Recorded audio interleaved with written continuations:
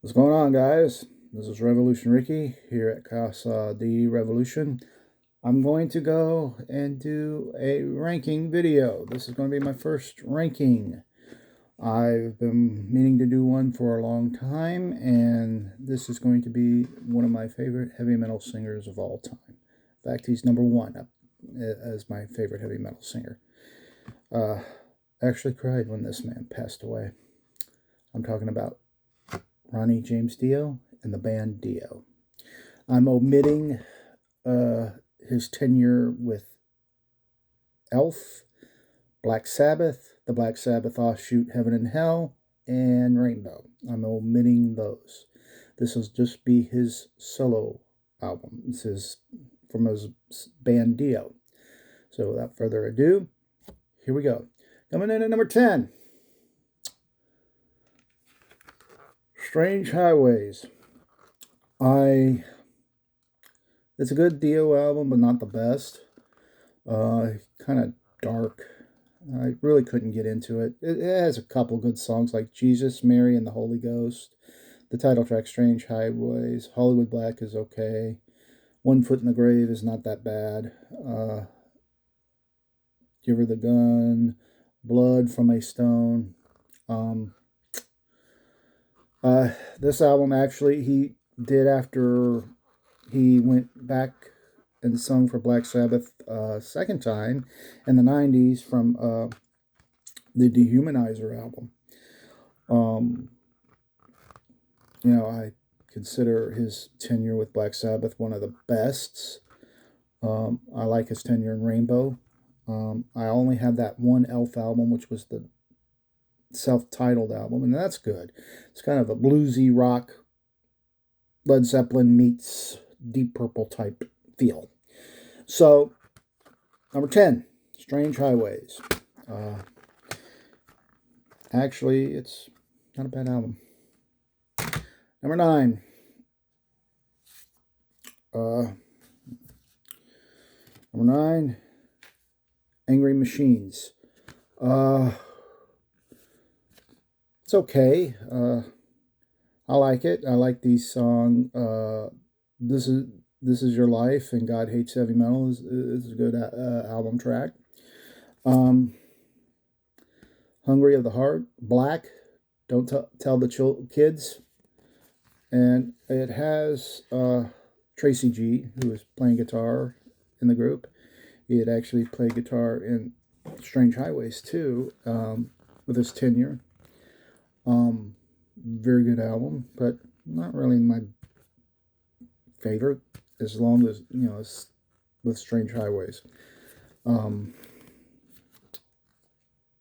9. Number 8, Sacred Heart. This has got some good tracks. I only know like 3, like the title track, Sacred Heart, King of Rock and Roll Children is a good track. Fallen Angels.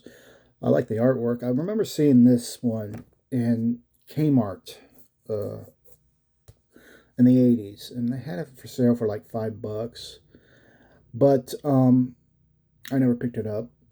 I didn't know what album it was until later on. I couldn't buy it because, my dad, who, he was really my grandfather, but he raised me, did not like rock and roll, and heavy metal was even worse.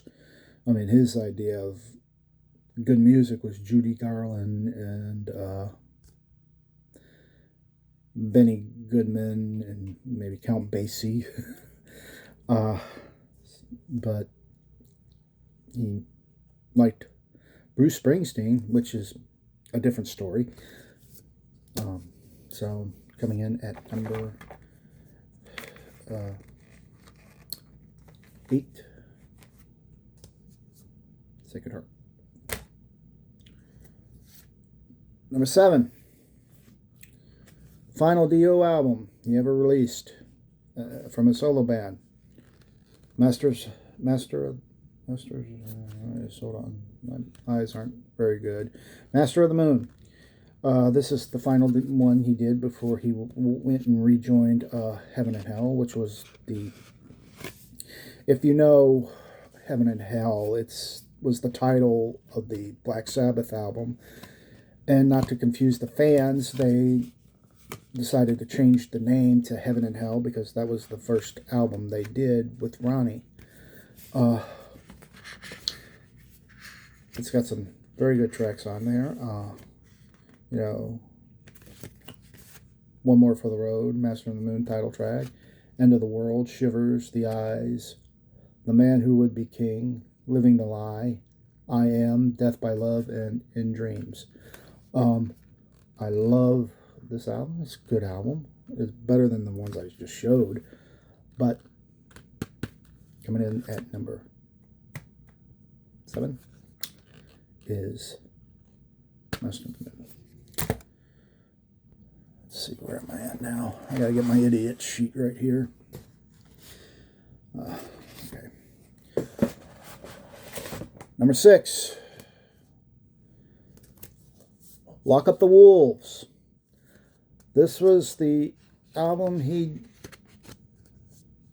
first album of the 90s he did. There were a couple famous faces in this one. Well, one famous face besides Ronnie, and that would be in Simon Wright, who was he had a tenure with AC/DC for their albums. He went on with that band. He recorded a few albums with them, and he was their drummer for a while. But I really like this one. He had an 18-year-old guitarist, Rowan Robertson, I believe his name is. I really don't know. And this one, came from a little bit of a 5-album thing that I just showed you. It doesn't have no names on it. I really like this one. I like the song Wild One, which is a fast song. It could be categorized as speed metal. Hey Angel is a good one. Lock Up the Wolves is a good one. The guitar playing is fantastic. I like it. So coming in at number 6, Lock Up the Wolves. Number 5. I like this one too. It's a good album. It's probably the 4th Dio or 5th Dio album I ever bought. I don't remember. Killing the Dragon. Love the artwork on this. The artwork is fantastic. I love it. Love it. I love the title track, Killing the Dragon. I love the song, Rock and Roll. I love Push, which was turned into a music video that had, if you ever seen the music video, Tenacious D is in the group. And you had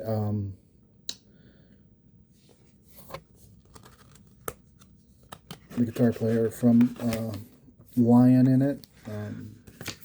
Forgot his name. Who was his name? Doug Aldrich. Had Simon Wright. Jimmy Bain, who played with him in Rainbow, was in it, and his solo, has been playing bass with him for his first few albums. Very good album. I love it's. Dio's music has always been in the realm of Dungeons and Dragons, Lord of the Rings type feels. And he stayed with that theme for up until the time he passed away. Really like this one. Love the artwork to it. So coming in at what number is it? I get confused. I'm sorry. Gotta get my idiot sheet right here. Number 5, Killing the Dragon. Might as well just keep this right here. I'll just put it right here. Number 4. This was the first Dio album I ever bought. And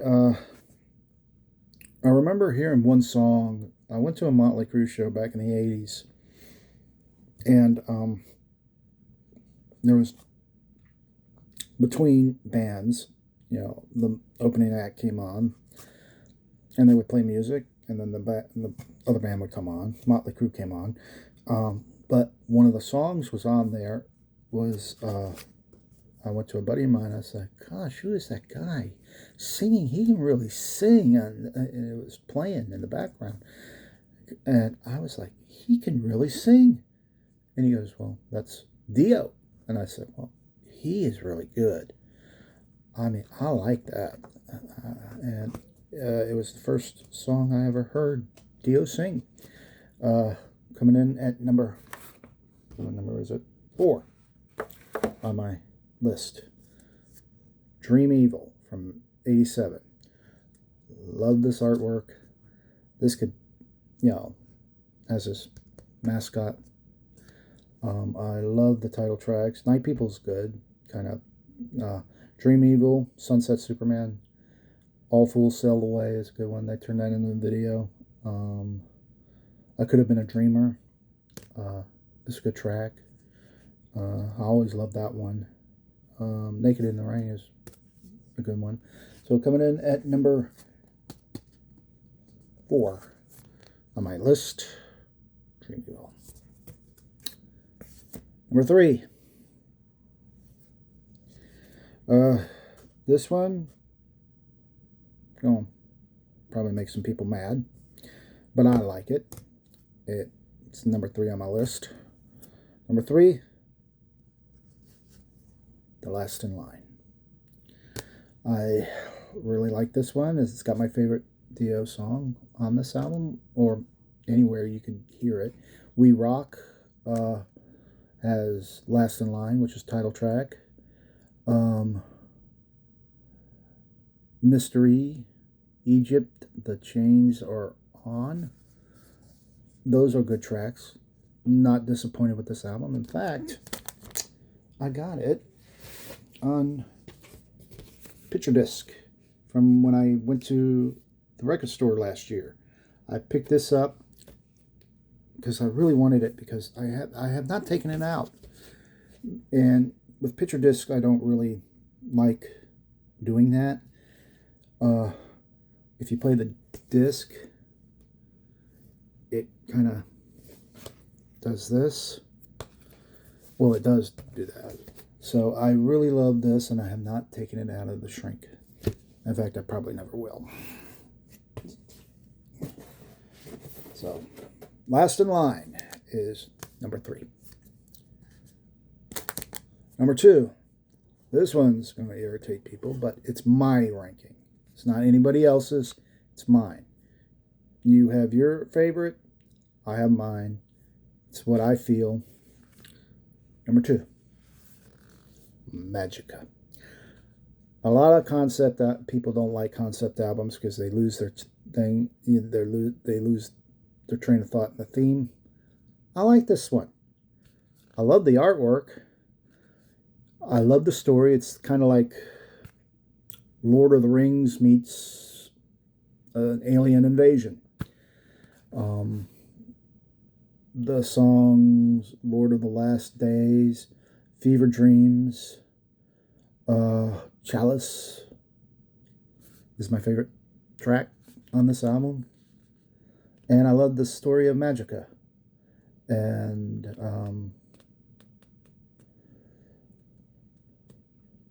it's a very good album for me to really get into the story, because I do like, I never played stuff like Dungeons and Dragons, which is probably what all Dio albums are like. You can pop one in and you got the theme for Dungeons and Dragons all over. It's a good album. I mean, Tracy Goldie was in the band doing the guitar parts. Jimmy Bain, I think Vinny Appice was in it. Was it Vinny Appice or Simon Wright? It's wrote in cursive. I really couldn't tell you.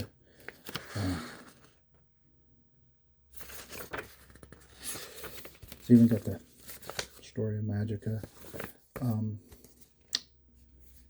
Really love Magica. Really love it. Which brings me to number 1. No surprise. From 1983. Holy Diver. Now this would tick off a lot of parents with the priest and the demon up here. This would tick off a lot of parents. A lot of parents hated it. I didn't, come on, guys. It's just art. I mean, with the thing, where it says, if you hang it up and it says devil. I mean, come on. Come on, everybody. Get real. Holy Diver, the title track. Stand Up and Shout is a good one. Rainbow in the Dark. It's a very good album. I love it. In fact, it's on vinyl. I picked this up while I was in